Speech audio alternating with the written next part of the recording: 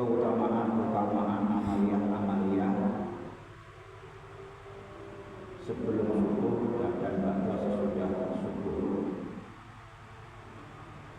Jadikanlah dunia ini sebagai seorang tamu dan jadikanlah masjid itu sebagai rumahmu. Wonten kitab Tanbihul Ghafilin didawaken masjid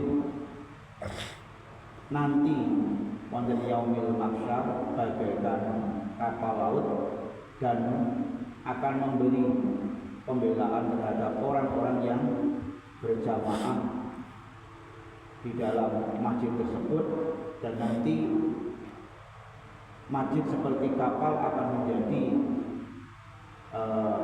kendaraan pada saat yaumil mahsyar nanti, yaumil qiyamah nanti. Lajeng barang siapa yang berwudu saking griya dari rumah kemudian berjalan menuju masjid, sholat berjamaah kata seperti dengan sedoyo dan saking itu Mas Heru, Pak Anang, Pak Denurian dan Pak Soleh.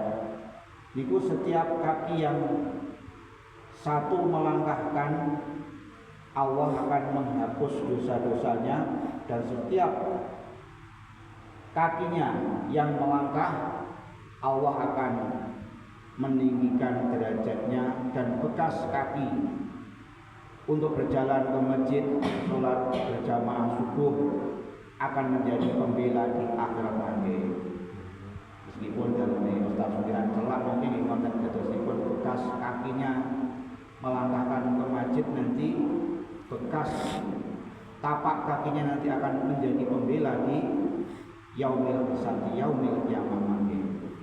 Lajeng apabila berjalan gelap menuju masjid, maka nanti yang menjadi cahaya di hari kiamat yang gelap gulita itu, maka subuh-subuh itu nanti akan menjadi penerang ketika saat kegelapan pada yaumil mahsyar. Kita harus percaya nanti ketika dunia datang hari kiamat akan terjadilah gelap gulita, maka cahaya kegelapan subuh kita sedoyo berangkat ke masjid itu nanti akan menjadi penerang ketika saat yaumil qiyamah, yaumil mahsyar nanti. Lajeng barang siapa rajin sholat berjamaah ke masjid, maka akan wafatnya dijamin husnul khotimah. Dalam ulangi, barang siapa yang rajin ke masjid, sholat berjamaah, istiqomah lillahi ta'ala karena Allah subhanahu wa ta'ala, maka orang tersebut wafatnya akan mendapat predikat wafat husnul khotimah. Inilah orang yang sesungguhnya, orang yang sungguh-sungguh berhasil sukses akhirat. Lajeng dalam hadis yang diriwayatkan saking Ahmad bin Hambal, salat subuh berjamaah di masjid, maka orang tersebut akan mendapat beberapa kemuliaan. Nomor sepindah, dijaga keseharian kali Allah Subhanahu wa taala. Nomor kali menunjukkan orang yang beriman yang sejati, karena di antara sholat yang paling berat adalah sholat subuh berjamaah di masjid.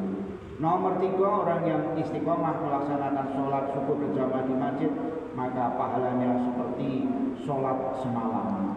Nomor 9, yang ingkang istiqomah melaksanakan sholat subuh, maka malaikat akan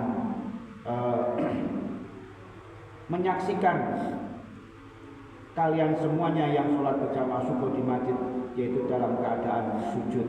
Nomor gangsal, yang ingkang istiqomah melaksanakan sholat subuh berjamaah wonten masjid atas masjid At-Taqwa Bulasi 2 meter ini, wajahnya nanti akan bersinar pada hari kiamat. Dalam ulang malih, orang yang istiqomah ajek sholat subuh berjamaah di masjid niku mangke wonten hari kiamat wajahnya akan bersinar seperti rembulan, bahkan lebih terang daripada rembulan.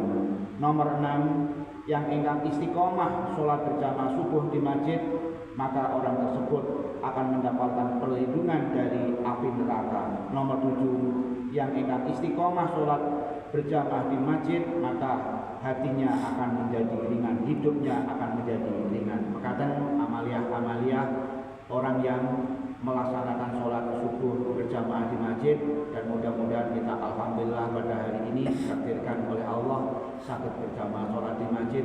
Mugi-mugi kita semuanya diberi rezeki yang berlimpah, dijauhkan dari bala, dan mudah-mudahan kita semuanya mendapatkan kebahagiaan, keselamatan fitini wa dunya wal akhirah. Amin ya rabbal alamin. Maka mudah-mudahan ada benar dan